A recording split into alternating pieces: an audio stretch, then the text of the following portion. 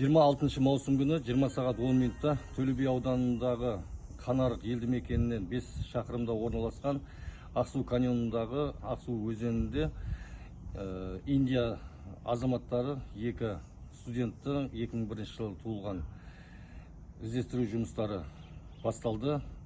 Аталған студенттер түсініксіз жағдайда суға құлап батып кеткен деген хабар түсті. Қазіргі таңда іздестіру жұмыстарына төтенше жағдайлар департаментінен 19 қызметкер, 1 жүзу құралы және 4 бірлік техника, ал полиция департаментінен 10 қызметкер, 5 бірлік техника жұмылдырылып іздестіру жұмыстарын жүргізуде.